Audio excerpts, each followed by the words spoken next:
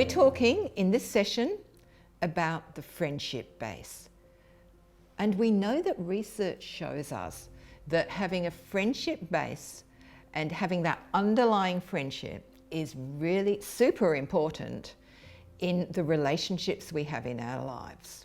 I mean, it doesn't sound like rocket science, but it is really, really important. And it's really about having time to hang out, having time for connection, just spending time doing fun things together. And often we'll get so caught up with the conflict and the communication and the problems that we just forget to hang out with the people in our lives, and then we wonder why the relationship's not working. We can have date nights when we're in a couple relationship. And look, that doesn't have to be super expensive. We can just go for a walk down the beach, have a picnic, do very simple things. Take the dog out,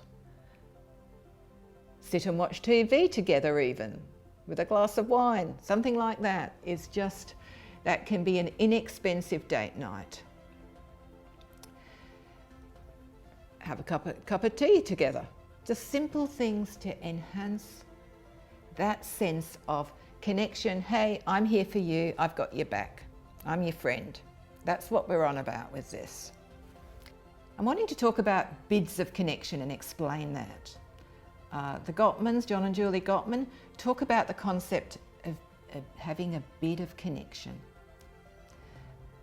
And we all give bids to our partners and people in our lives. I know for me, I will say to my husband, do you want a cup of tea?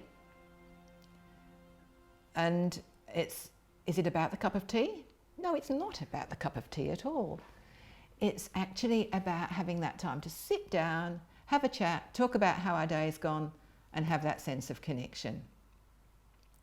Or we might have a situation where there are two people in a house and one person says to the other, hey, look outside the window, there's a lady out there and she's walking, and look, she's got a dog and the dog's got a limp. And the other person just keeps looking at their phone. What message does that give to the person who's explained about the dog? It just gives a message, well, you know, I'm busy and you're not important. Now, we call that a failed bid of connection. And when we get a lot of failed bids of connection, if people keep trying to connect, because the issue wasn't about the lady and the dog, it was actually about, hey, I want to connect with you. I want to be there for you.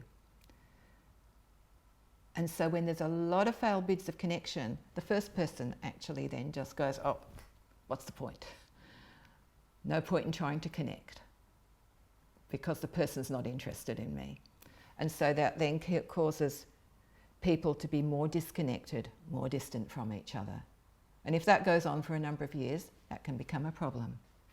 Now, the second thing we need to be aware of is we need to take an interest in the interests of people in our lives. Are they interested in golf? Do they like computer gaming? Do they like walking?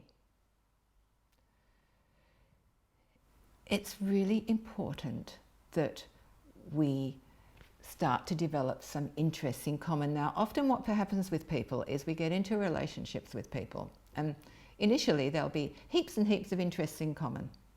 But then as the years go by, things will change and people will start to develop slightly different interests. Not a problem, quite healthy. But it is important to look at developing some common interests if we have started to have totally separate interests. Which might mean we might need to start looking at, you know, bungee jumping or going to the gym or going to the library together or whatever it is, that seeing movies together.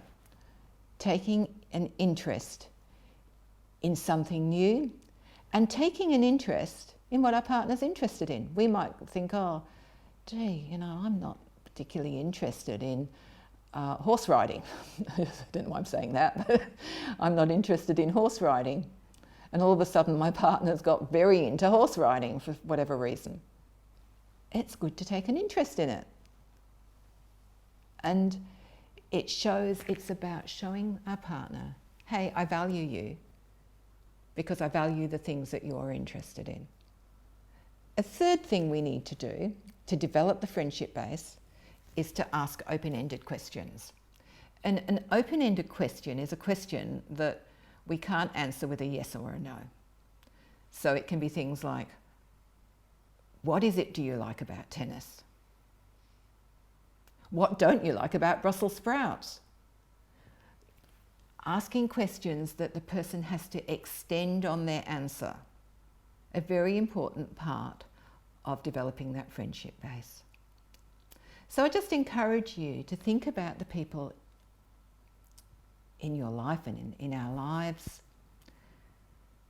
and look at how we can develop that underlying friendship, because if we have that underlying friendship, that will act as a buffer against the conflict issues. And all these are research-based, proven principles that work for relationships. So I encourage you to come on this journey with me. Now, thank you for joining me, and I will see you next time.